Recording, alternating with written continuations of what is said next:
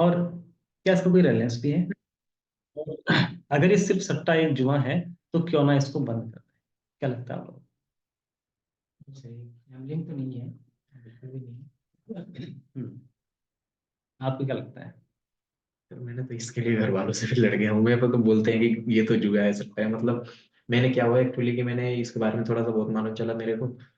तो मैं कहा कि बढ़िया चीज है, मतलब इसको देखते हैं। तो मैंने एक ब्रोकर मेरे को कॉल किया, उसमें मैंने अकाउंट खोला था पहले से ऑलरेडी, मतलब मेरे को इसके बारे में बहुत पहले मालूम चल गया था। तो मैं इसको मतलब ट्राई करना चाहा, तो मैंने तभी एक मैंने अकाउंट जस्ट जैसे खोला ना, तब तक एक ब्रोकर का कॉल आ गया उसी समय। तो वो बोले कि ऐसे ऐसे होता है, ऐसे ऐसे हम लोग करते हैं। तो मैंने उसके साथ मतलब पेचअप किया और उसके साथ थोड़ा काम करना चालू किया। तो देन उसके बाद से मैंने काम किया, थोड़ा बहुत फायदा हुआ। फिर उसने मेरा लॉस हो गया, लगभग 20,000 के आसपास मेरा लॉस हुआ। तो उसके बाद से मैंने रोक दिया, फंडामेंटल सब कुछ करना बंद कर दिया, क्योंकि मैं उसके बेसिस में ही काम करता था। और तो बाद में मतलब किसी से पता चला कि सरलों से बात की मैंने अपने, तो बोले कि नहीं यार ऐसा नहीं किया जाता है, मतलब ब्रोकर के हिसाब से ये सब नहीं खेला जाता, ये जुआ थोड़ी है, तुम्हारी लालच बढ़ गया था, तुमने उसके साथ किया, लेकिन ये सच में होता नहीं है। तो तुम इसकी अगर तुम्हें करना है तो इसकी प्रॉपर क्लास करो, ये सब पढ़ाई करो, इसके बारे में जानकारी लो, देन आगे कैरी ऑन करना। ठीक। तो ये तो तय है कि स्टॉक मार्केट रिस्की है, हाँ, इसमें तो कुछ नहीं है। ठीक। अब क्वेश्चन ये है कि क्या ये स्टॉक मार्केट जो है सट्टा है, जुआ है, और क्या बाकी इसकी जरूरत है हमें? तो समझते हैं, जानने की कोशिश करते हैं कि स्टॉक मार्केट इफेक्टिवली क्या है। ठीक। इसको एक सिंपल से एग्जांपल से समझने की कोशिश करते हैं। मान के चलो आपको एक मोबाइल लेना है, कितना टाइम लगेगा? शॉप पे जाने के शॉप तक जाने तक का टाइम आधा घंटा, 1 घंटा। तो आज 2024 में आप एक मोबाइल आधे घंटे, 1 घंटे में ले सकते हैं। और अगर बाय चांस पैसे पूरे ना हो तो भी ले सकते हैं, फाइनेंशियल फैसिलिटीज है, ईएमआई वगैरह है। लेकिन अगर हम बात करें 25-30 साल पहले, अगर आपको एक फोन लेना है, मोबाइल फोन, और अगर हम 25-30 साल पहले की बात करें तो जनरली इंडिया में हम मोबाइल फोन की बात नहीं करते। तो तब हमें उतना पुराने टाइम में क्या करना, बात करनी पड़ेगी हमें लैंडलाइन फोन की। तो लैंडलाइन फोन की बात करेंगे। तो अगर हमको 25-30 साल पहले एक फोन यानी कि एक लैंडलाइन फोन अगर लेना होता था तो उसका प्रोसीजर क्या था, क्या उसका प्रोसेस था, याद है कुछ, कोई आइडिया? नहीं सर। आपको? बूथ पे जाके कुछ एप्लीकेशन, और आप आजकल तो आपके पास बहुत सारी कंपनीज है, बहुत सारे ब्रांड्स हैं, ऑप्शन, और बहुत सारे ऑप्शन यहाँ ले सकते हैं। लेकिन अगर हम पहले की अगर बात करें तो आपके पास ज्यादा ऑप्शन, ब्रांड नहीं थे, एक आधी ही कंपनी थी, एक ही थी, एमटीएनएल। दिल्ली और मुंबई में एमटीएनएल, और दिल्ली और मुंबई के बाहर बीएसएनएल। तो आपके पास एक ही कंपनी है। और अगर आपको वहां से एक फोन लेना है तो उसका प्रोसीजर क्या था कि भाई ये सरकारी कंपनी है, सरकारी कंपनी जैसे कुछ कागजी कार्रवाई होगी, डॉक्यूमेंटेशन प्रोसेस, तो सबसे पहले आपको फॉर्म फिल करने पड़ेंगे। फॉर्म, तो फॉर्म फिल कर दिया। इसके बाद आजकल तो पैसे ना भी हो, कम भी हो तो भी चल जाएगा, लेकिन उस समय आपको डिपॉजिट देना होता था, एक एडवांस डिपॉजिट देना पड़ता। और कितना होता था उस समय डिपॉजिट, कोई आइडिया? पहले ये 5,000 था, फिर ये 3,000 था। तो 5 और 1,000 या 3,000 आपको एडवांस देना होता, फिर उसके बाद फोन आपके घर में आता। तो अगर आप देखेंगे 20-25-30 साल पहले तो 5,000 3,000 ये अच्छी खासी रकम हुआ। तो अच्छी खासी रकम आपने दी, डिपॉजिट करी एडवांस में, उसके बाद आपको फोन मिलता था। आजकल तो हम थोड़ा सा अमाउंट देते हैं, फिर पूरा 20-25-50,000 का फोन है तो 5-7 हजार रुपये देके, 2-4 हजार रुपये देके हम ले सकते हैं। इसके बाद आपके घर फोन आएगा, इसके बाद आपके घर फोन की डिलीवरी। अगर हम बात करें फोन की डिलीवरी की, यानी कि फोन आने में टाइम कितना लगता होगा, फॉर्म भरने के बाद और डिपॉजिट देने के बाद कितना टाइम लग जाता होगा? एक आध महीना। तो ये जो टाइम है ये आपका 1-2 महीने से लेकर साल भर तक का टाइम लगता है। डिपेंड करता है इसने अप्लाई किया, उसका स्टेटस कैसा है, फाइनेंशियल स्टेटस कैसा है, रेजिडेंशियल स्टेटस कैसा है, इंफ्रास्ट्रक्चर, तो ये टाइम लगता है। ठीक। आज तुम आधा घंटे में ले लेते हैं। लेकिन अगर देखें आप, क्या हमने फॉर्म भर के और डिपॉजिट दे के डिमांड क्रिएट नहीं कर ली? डिमांड तो होगी, लेकिन कंपनी की तरफ से सप्लाई होने में एक लंबा टाइम लगता है। तो इतना लंबा टाइम क्यों लग रहा होगा, इतना लंबा टाइम क्यों लगा रहे हो, क्या रीजन? कंपटीशन नहीं है, हाँ अदर ऑप्शन नहीं है। नहीं वो तो ठीक नहीं। है बट कंपनी टाइम क्यों लगा रही थी? अदर ऑप्शन तो खैर वो हमारे लिए नहीं है, लेकिन इतना टाइम क्यों लग रहा होगा? मैनफोर्स। क्या नहीं है? मैन फोर्स नहीं है। वैसे इंडिया में पॉपुलेशन की कमी नहीं है, बट डिपार्टमेंट में बहुत कमी है। तो आपके घर एक इंस्ट्रूमेंट आना है, फोन आना है, उसकी कमी हो सकती है। थ्रू वायर आना है, उसकी कमी होती है। थ्रू पोल आना है, उसकी कमी होती है। मैन पावर होती है, कुछ कमियां खामियां थी जिसके चलते टाइम लगा। लेकिन इनके अलावा एक और कमी थी, और वो बड़ी कमी थी, और उन कमियों का रीजन था, रीजन ऑफ रीजन। तो वो क्या हो सकता है? मैं आपको एक हिंट कर दूं, जिसके पीछे दुनिया भागती है। पैसा। पैसे की कमी मेन तो वही था। तो पैसे की कमी। तो पैसे की कमी थी, सरकारी कंपनी थी, वैसे सरकार के पास तो पैसे का टोटा होता है, तो इस कमी की वजह से ये सब जो है आपका गैप, यानी कितना टाइम लगा। इस कंपनी ने इस पैसे की कमी को दूर करने के लिए क्या किया? ये कंपनी गई पब्लिक के पास, और पब्लिक से कहा भी हम ये बिजनेस करते हैं, हम इसको एक्सपेंड करना चाहते हैं, आप हमें कंट्रीब्यूट कीजिए, आप हमें हेल्प कीजिए। जिसको समझ में आया उन्होंने कंट्रीब्यूट किया, और आजकल हम इसको जानते हैं आईपीओ के नाम से, मे भी नाम सुना। आईपीओ यानी कि इनिशियल पब्लिक ऑफर। जब कोई company very first time from public fund raise करती है, तो आपका वो आईपीओ है। तो इस तरीके से कुछ पैसा रहा होगा, कुछ उसको कलेक्ट हो गया, अब वो इंस्ट्रूमेंट ला सकती है, वायर ला सकती है, मैन पावर बढ़ा सकती है तो इस तरीके से उसका टाइम कम। तो अगर आपको एमटीएल का कोई प्रोडक्ट लेना हो तब उतना लंबा टाइम नहीं लगता है। हालांकि MTL one of the best company नहीं है, लेकिन फिर भी अगर लेना तब उतना टाइम नहीं लगता। तो इस तरीके से इस कंपनी ने फंड रेज करके थ्रू आईपीओ इसकी जो सेक्टर का, इसका जो डिमांड सप्लाई गैप था उसको कम किया, और उसको हम देख भी सकते हैं आजकल। तो अगर आप देखें इस एग्जाम्पल में, इस प्रोसेस में एक चीज हुई है जिसकी वजह से ये डिमांड सप्लाई का गैप कम हुआ। क्या हुआ है जिसकी वजह से डिमांड सप्लाई गैप कम हुआ? क्या रीजन, उसका मूल रीजन क्या है?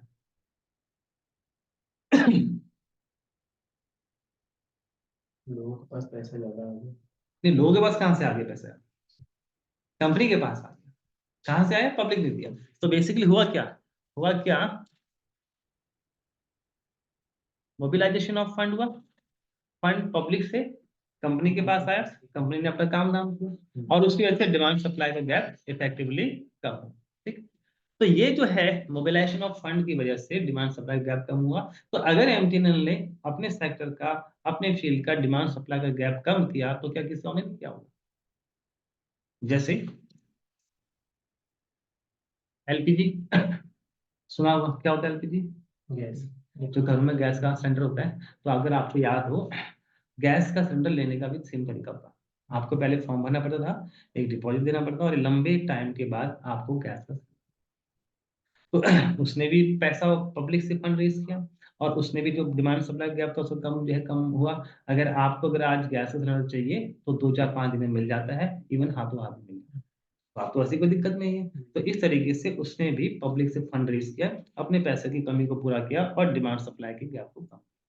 और डिमांड सप्लाई के गैप कम होने का मतलब क्या है कि कंपनी का बिजनेस बढ़ा, कंपनी की सेल बढ़ी, कंपनी को फायदा हुआ, बदले में कंज्यूमर, बदले में पब्लिक को फायदा हुआ, और इफेक्टिवली देश को फायदा हुआ, जीडीपी बढ़ी। तो इस तरीके से इस मोबिलाइजेशन ऑफ फंड की वजह से आपका जो जीडीपी में या फिर इकोनॉमी में डिमांड सप्लाई का गैप था वो कम हुआ, जीडीपी हमारी बढ़ी, देश में तरक्की बढ़ी। ठीक। तो चलो हमें यहाँ पर ये गेम समझ में आ गया कि मोबिलाइजेशन ऑफ फंड की वजह से जो आपका ये डिमांड और सप्लाई का गैप था वो इफेक्टिवली कम हुआ। बट हमारा मेन कंसर्न ये है कि इस सब में स्टॉक मार्केट का क्या रोल है?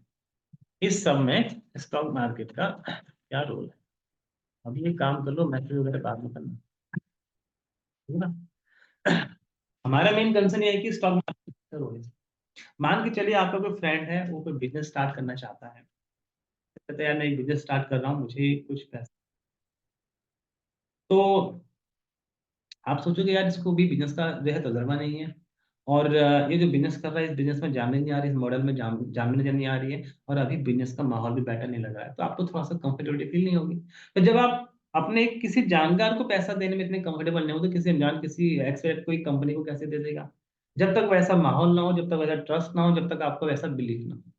तो ये ट्रस्ट, ये माहौल, ये प्लेटफॉर्म आपको स्टॉक मार्केट और अगर ये स्टॉक, ये प्लेटफॉर्म, ये ट्रस्ट अगर टूट जाए, नहीं, अगर हम स्टॉक मार्केट अगर बंद कर देंगे, तो मोबिलाइजेशन ऑफ फंड टूट जाएगा, और अगर मोबिलाइजेशन ऑफ फंड रुक जाएगा तो कंपनियां बिजनेस काम धंधा नहीं कर पाएंगी। कंपनियां अगर नहीं होंगी तो फिर नौकरी शौकरी इकोनॉमी जो है आपकी नहीं होगी। तो ये जो आपका स्टॉक मार्केट है ये देश की तरक्की के लिए, कम से कम इंडिया जैसी कंट्री के लिए बहुत ही जरूरी है। जब तक स्टॉक मार्केट ग्रो नहीं करेगा तब तक इंडिया भी ग्रो नहीं करेगी।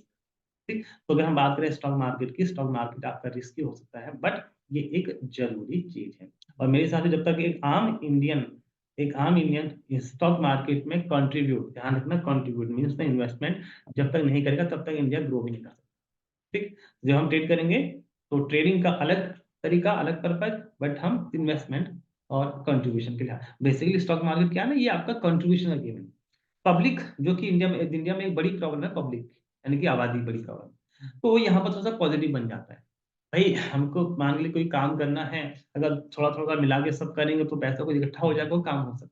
तो यहाँ पर वो इंडिया के लिए तो पब्लिक ज्यादा हम कैसे तो सब पॉजिटिव जाता है। तो ये आपका कंट्रीब्यूशन का काम, लोगों का मिलजुल के काम करना है जिससे कि उनको यानी कि लोगों को और इकोनॉमी और देश को उसका फायदा मिलता है। तो स्टॉक मार्केट जरूरत की चीज है। ठीक, तो अगर आप बात करते हैं स्टॉक मार्केट के, स्टॉक मार्केट रिस्क भी होता है बट ये जरूरत की चीज है। इसके बाद जो हम बात करते हैं स्टॉक मार्केट की, तो मे भी आपने सुना होगा, आप जानते होंगे, आपकी नॉलेज में इंडिया में कितने स्टॉक एक्सचेंज हैं? इंडिया में कितने स्टॉक एक्सचेंज हैं? सुना होगा। एनएससी और बीएससी, इंडिया में 2 स्टॉक एक्सचेंज हैं। तो अगर ये एक्सचेंज है तो जाहिर सी बात है ये कभी ना कभी बने भी होंगे, कभी कभी इनकॉर्पोरेट भी होंगे। तो आपके हिसाब से ये एक्सचेंज कब बने और कब इनकॉर्पोरेट हुए, कब वजूद में आए? एक टाइम देता हूँ मैं, एनएससी 1994। तो बीएससी का टाइम क्या हो सकता है?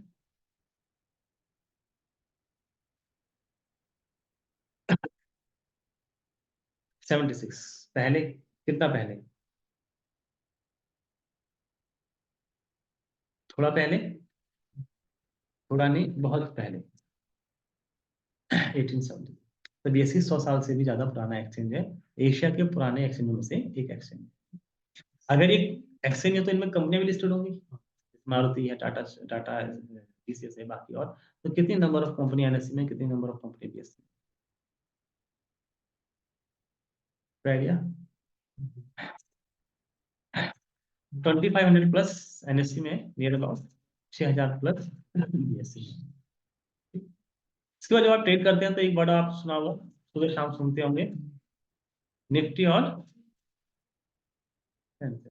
और आप ये भी सुनते हैं कि आज निफ्टी बढ़ गया, गिर गया, और डेली सुनते होंगे। तो आखिरकार ये निफ्टी क्या है, क्या ये सेंसेक्स है, क्यों ये बढ़ते हैं और क्यों ये गिरते ये एनएससी और बीएससी में कंपनियों को लिस्ट करने का भी कुछ पैरामीटर देते हैं। हैं? हाँ, पैरामीटर होंगे उसी हिसाब से क्या होगा, क्या क्या चीज है ये निफ्टी सेंसेक्स? ये है आपके index. Index means the indicator which indicate something. Nifty represent करेगा, इंडिकेट करेगा एनएससी की मार्केट को, सेंसेक्स रिप्रेजेंट करेगा। अगर हम बात करते हैं कि आज निफ्टी गिर गई तो हम एक्चुअली एनएससी की बात करें, अगर आप सेंसेक्स की बात करें तो बीएससी की। ठीक, तो ये निफ्टी और सेंसेक्स और डैट्स पर डेली आप देखते सुनते हैं। इसके बाद जब आप ट्रेड करेंगे तो एक और वर्ड सुनेंगे, दैट इज टर्नओवर। सुना होगा आपने, क्या होता है टर्नओवर? कोई कंपनी की टर्नओवर मतलब कितनी कमाई है साल भर की। हाँ, जनरली फाइनेंस में टर्नओवर का मतलब किसी कंपनी के सालाना रेवेन्यू और सेल्स को हम टर्नओवर बोल देते हैं। बट यहाँ पर टर्नओवर का थोड़ा सा अलग मतलब है। क्या, मान के चलिए आप एक ट्रेडर हैं, आपने सुबह किसी कंपनी के 1000 शेयर खरीदे 100 रुपए के भाव से, तो उसकी बाय वैल्यू कितनी हो गई? 10 लाख। ठीक, थोड़ी देर के बाद 12-1 बजे आपने 1000 शेयर बेच दिए से 110 में, और उसकी सेल वैल्यू हो गई 1 लाख। अगर आप दोनों buy value plus sell value को ऐड कर देंगे तो आपका सम हो गया 2 लाख, 2,10,000। ठीक है ना? और आप बोलेंगे आज मेरा टर्नओवर 2,10,000 का। तो टर्नओवर का मतलब क्या है यहाँ पर? Buy value plus sell value. तो जब जब आप ट्रेड करेंगे तब तब टर्नओवर जनरेट। और ये टर्नओवर जाहिर सी बात है किसी ने किसी स्टॉक को खरीदा बेचा हो तभी होगा, जैसे रियल रियल कोई भी। और ये स्टॉक इन एक्सचेंजेस में लिस्ट होगा। तो आपका टर्नओवर एक्सचेंज भी काउंट होगा। तो आपके हिसाब से इन एक्सचेंजेस का एवरेज डेली टर्नओवर कितना होगा? हाँ, एनएससी का और बीएससी का एक दिन में इन एक्सचेंजेस में कितना टर्नओवर होगा? बहुत उतावल बोल रहा है, अब कोई आइडिया कितना? एक फिगर देता हूँ मैं आपको बीएससी के लिए। तो बीएससी के लिए है करीब 20,000 करोड़। 20,000 करोड़ का एवरेज डेली काम बीएससी में करीब। तो एनएससी में कितना हो सकता है? इससे ज्यादा है। ज्यादा कितना आपके हिसाब से? 30। आपके हिसाब से एनएससी भी कम होना चाहिए। कितना? हाँ, तो एनएससी में है 200। इसमें कंपनी की लिस्टिंग तो नहीं, कम कितना है पहले तो बताओ। 2 लाख करोड़। 2 लाख करोड़। तो एनएससी में 2 लाख करोड़, बीएससी में 20,000 करोड़। जबकि हमने अभी देखा कि बीएससी पुराना है, उसमें नंबर ऑफ कंपनीज भी ज्यादा है। तो थोड़ा सा क्वेश्चन मार्क होता है माइंड में, तो उसको सिंपल समझे। मान के चलिए आपका जो फ्रेंड है उसके उसके दादा के जमाने से शॉप है।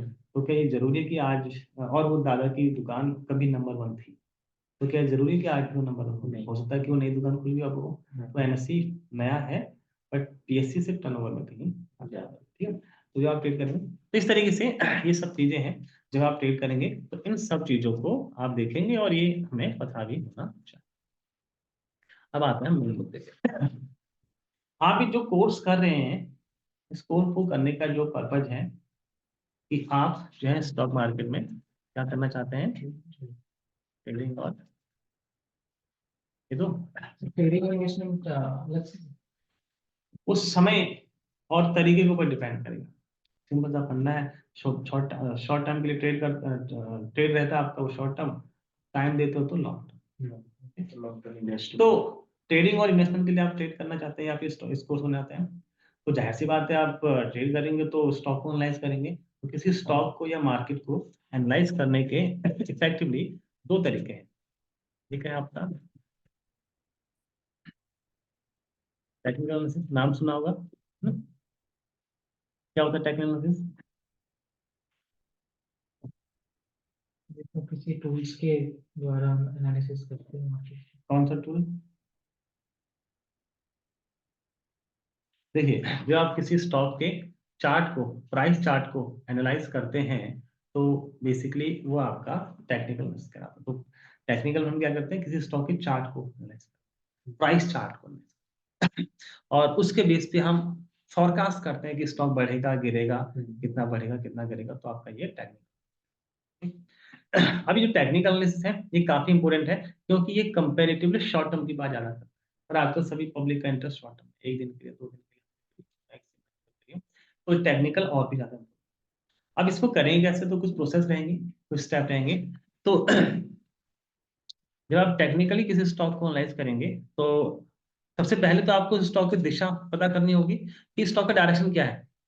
भाई अगर आपको उसका दिशा नहीं पता तो बाय सेल करेंगे, स्टॉक मार्केट 2 ही चीजें होंगी, या तो बाय या तो सेल।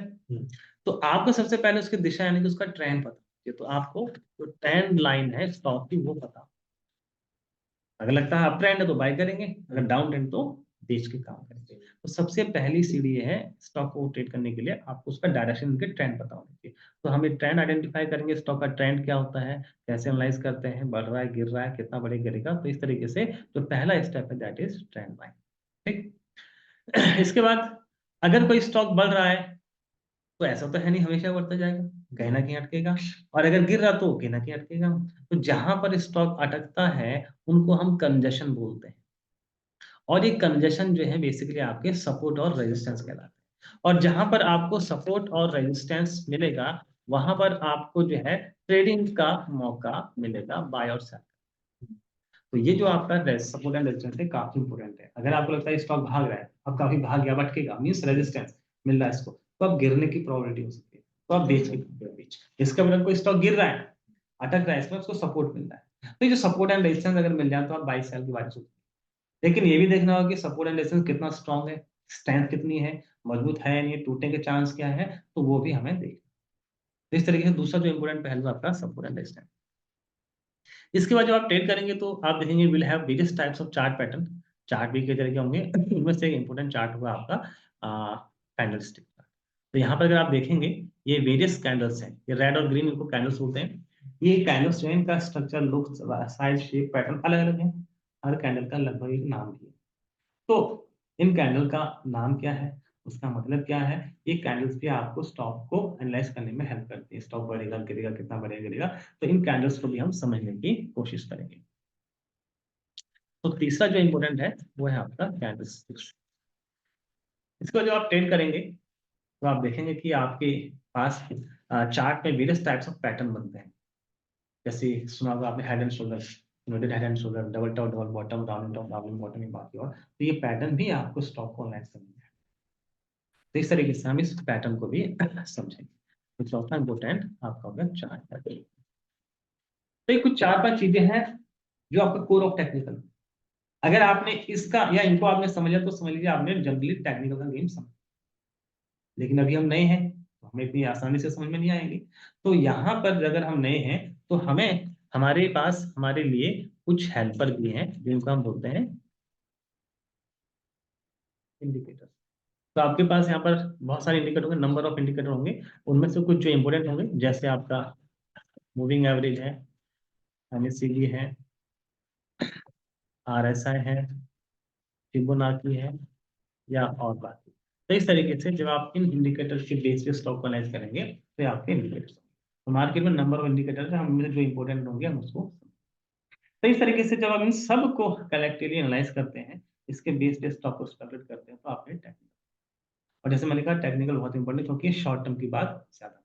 ठीक, तो किसी स्टॉक को एनालाइज करने का एक तरीका होगा आपका टेक्निकल। इसके बाद किसी स्टॉक को एनालाइज करने का दूसरा तरीका क्या है, फंडामेंटल ना। तो ये जो फंडामेंटल है ये दूसरा तरीका है। और फंडामेंटल में हम क्या करते हैं,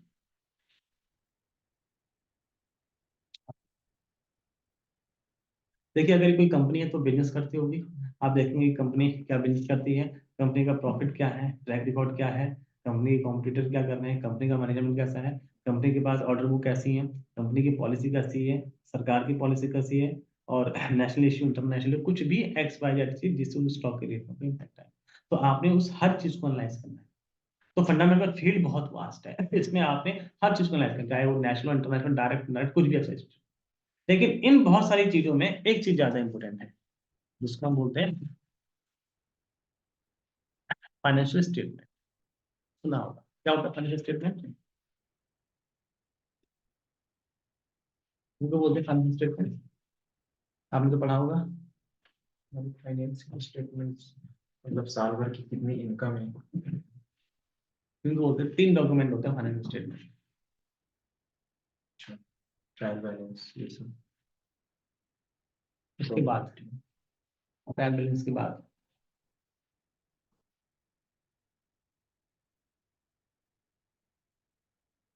रह गया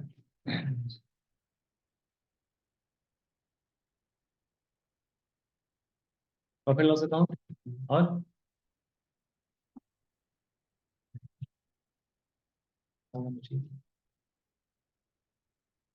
बैलेंस शीट, और एक और है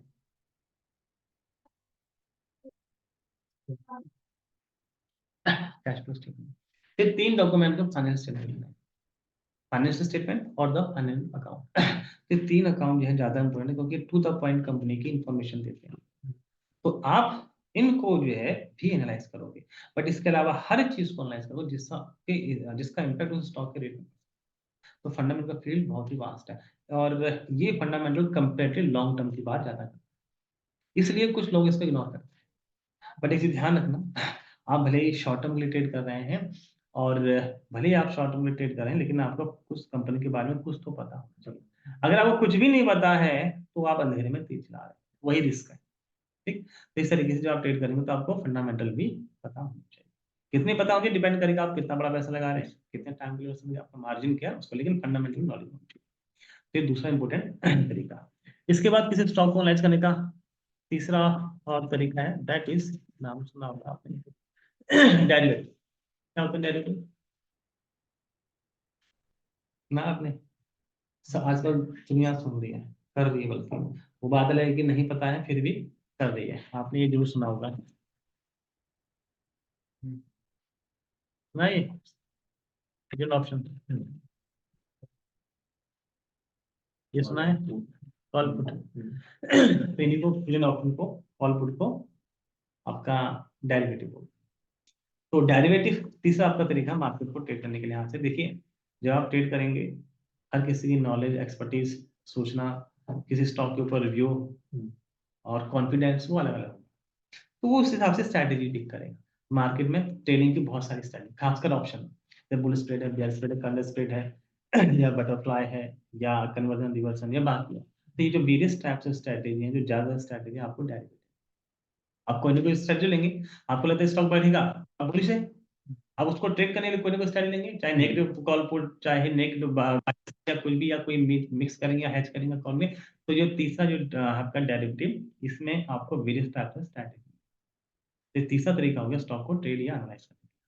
तो इस तरीके से जब आप एनालाइज करते हैं तो आपका एक कलेक्टिव जो है आपका 3 पिलर ऑफ स्टॉक मार्केट बन जाते हैं। यानी कि अगर आपको स्टॉक मार्केट में ट्रेड और इन्वेस्टमेंट करना तो आपको इन तीनों की नॉलेज होनी ही चाहिए।